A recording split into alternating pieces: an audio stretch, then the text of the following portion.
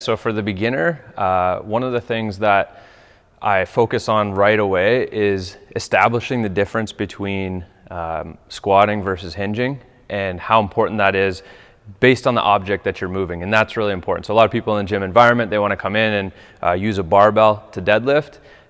And the common phrase that gets used a lot is lift with your legs, which is absolutely true.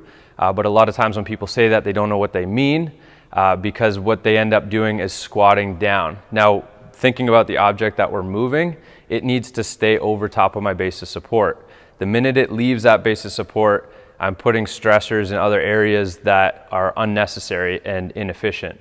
So thinking about moving a barbell, I want to keep that bar over top of my feet, which is my base of support. If I go ahead and squat, once the bar is up here and I squat to put it down, what's going to happen is my knees are going to come forward, and now the bar is actually past my toes. And what I'm doing in that position, even though my back is nice and flat, is I'm putting extra shear force on my lumbar spine. So what we want to make sure we're doing is initiating by pushing the hips back. So when I'm at the top here, I'm going to push the hips back and hinge forward. And now I'm over top of the barbell as opposed to squatting down.